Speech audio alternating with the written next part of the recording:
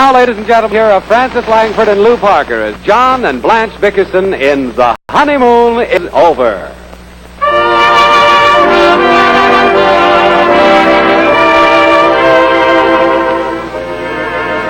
Well, the Bickersons have retired.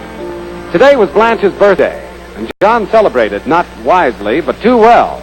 As a result, 3 o'clock in the morning finds Blanche tense and restless as poor husband John suffers another attack of intermittent insomnia or woodchopper's syndrome. Listen.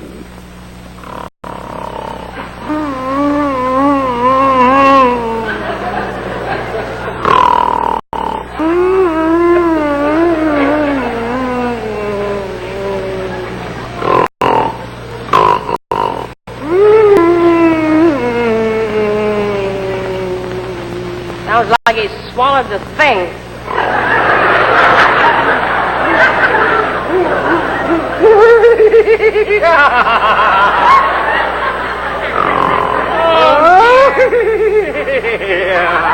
John!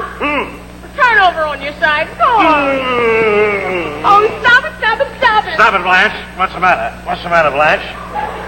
That whining and giggling and snoring and grunting, it's driving me crazy. Me too. Who's doing it? You're doing it.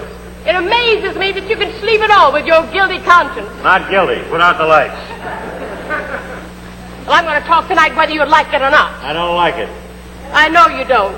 You don't like it because you can't stand to hear the truth. What's the matter with you, Blanche? 3 o'clock in the morning. You had a good time tonight. Now, why don't you let me rest? Had a miserable time. It was the unhappiest birthday I ever spent. Why couldn't we celebrate alone? Why do we have to go out with those horrible goosebeats? You made me invite them. I hate them both. Leo and Gloria are nothing but cheap, sponging parasites. How can you talk that way about our best friends?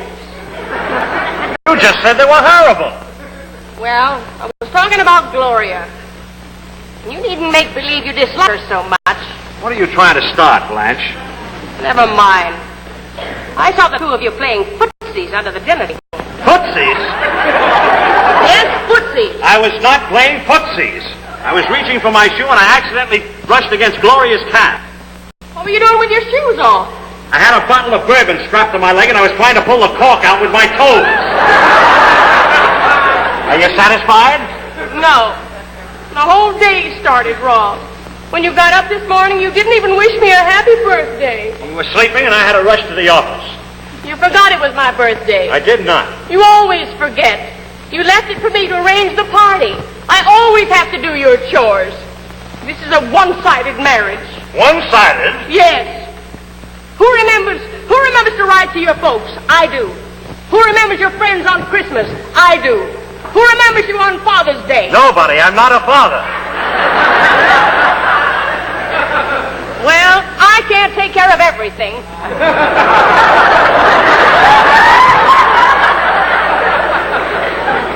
This makes me sick. You didn't even send me a birthday card. I did send you a card. I've told you 50 times I sent you a card. It must have got lost in the mail. Then why didn't you send another one? I'll send it in the morning. You say it, but you won't do it. Do it now. What? Go on, get up and send me a birthday card. Oh, this is insane. Why must you carry on like this every night? Well, swear you sent me a card. I swear. It was trimmed with lace and it had some wonderful poetry on it. I picked it especially for you. What did it say on it? Go to sleep. If you picked it especially for me, I wonder what it said. It said, "Happy birthday to my love." That could be anybody. Let me finish. It said, "Happy birthday to my love. My wife, my life, my turtle dove. Life with you is great it seems. I love you more than pork and beans." You're only adding insult to injury. Well, how do I know what it said? I can't remember the silly poetry they write on those things. Why don't you let me sleep? You can't remember anything, especially where it concerns me. You don't even remember when you married me. You don't, do you, John? No, I don't. You actually admit it? Admit what? You don't know when you married me? When? Oh, I thought you said why.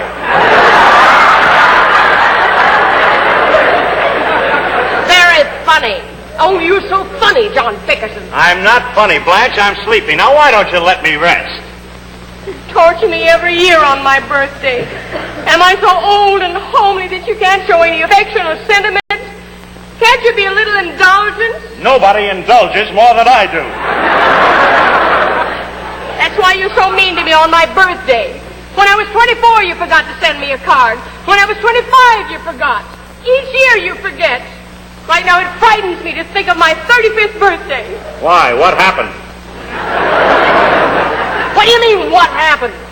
I'm only 28 and you know it. You'd better apologize. Apologize for what? For saying such nasty things.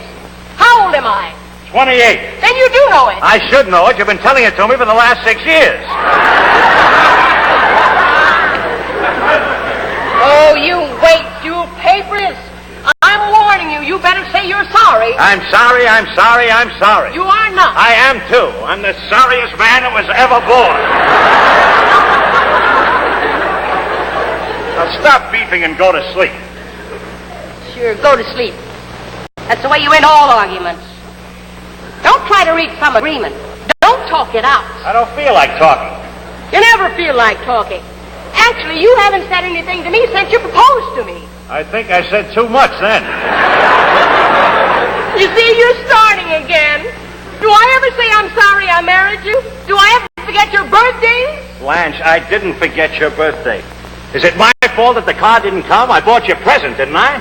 Presents don't take the place of love. A few words of affection would have been a lot more to me. You'd have hollered your head off if I didn't buy you a present. I would not.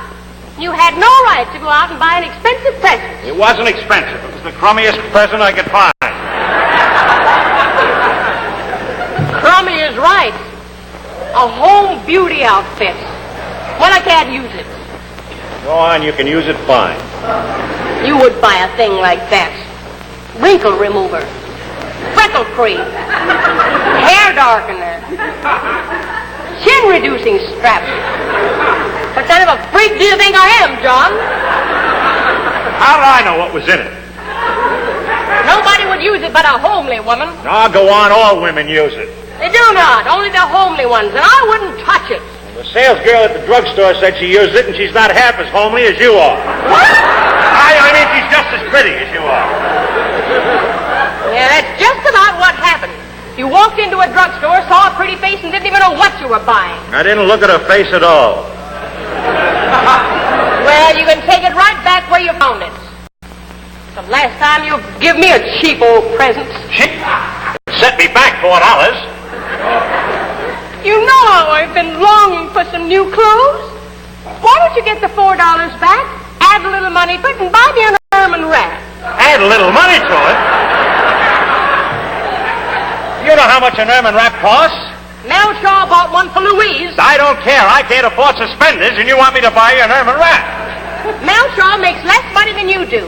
And he buys ermine wrap for Louise and still manages to dress Natalie. Natalie who? You know what I mean. I want an ermine wrap. Blanche, you must be crazy. How can I spend money to buy you an ermine wrap? Didn't I ask you? You said you'd be satisfied if I took you away on a week's vacation, didn't you? I said a second honeymoon. All right, a second honeymoon. I wangle a week off my job with extra pay. We've got the bags all packed and we're leaving in the morning. Now, why don't you settle down and go to sleep? Are the animals all ready for the trip? Yes, and I don't wish we didn't have to take them. Why do we have to bring the cat and the canary and the goldfish to Niagara Falls? I wouldn't dream of leaving them here. All married couples take their children on their honeymoon. Children? I mean their pets. What time are we leaving? On a 9 o'clock plane. What's the matter with the train? What's the matter with a plane?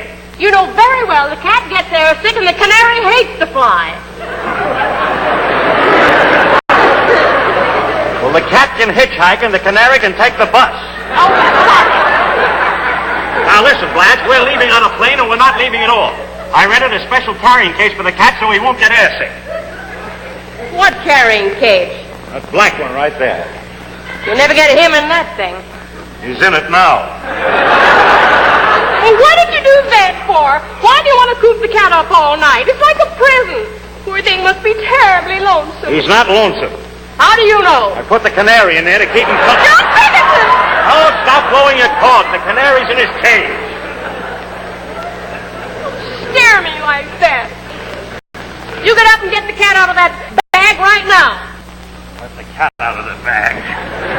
second honeymoon.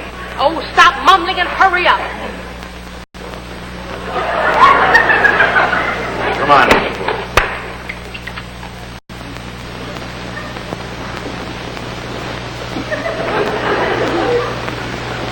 Where'd I pack the cat?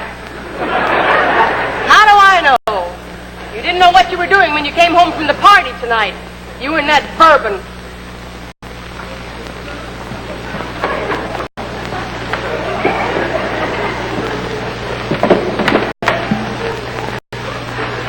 No, I packed them somewhere. You better find that cat, John Bickerson.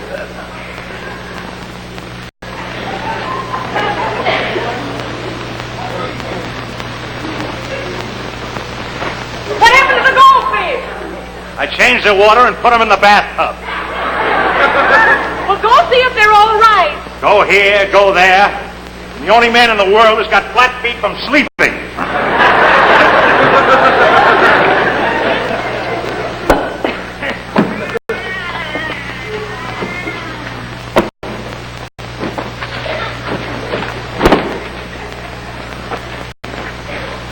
What, the cat? I mean the light. What about the goldfish? Are they all right in the tub? They're fine, except somebody pulled out the plug and they were battling the current. I put the plug back in. Can I go to sleep now?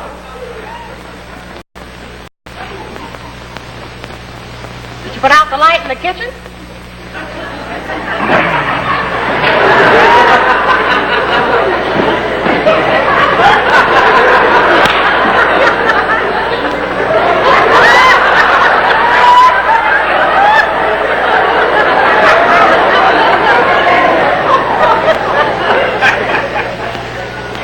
The light was out. Well, it's on now. I can see it. I put it on. You don't think I'm going to get up for nothing, do you? While I'm up, Blanche, is there anything else you'd like me to do? Are you sure you don't want me to paper the wall or vacuum the stove? Don't be sarcastic.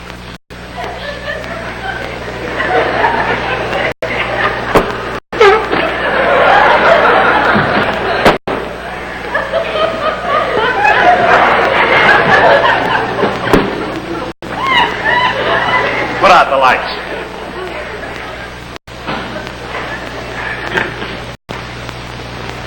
You might come over here and kiss me goodnight. I was just standing next to you. Why didn't you ask me then? A woman's not supposed to ask for a kiss. The man's supposed to ask. All right, come over here and kiss me goodnight. I will not.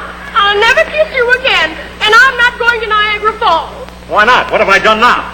You never want to go anywhere with me. You don't love me. Oh, yes, I do. You do not. You didn't love me when you first married me, and you don't love me now. It's true, isn't it? It's not true. I loved you then, and I love you now. Satisfied? No. Why not? You only love me now and then.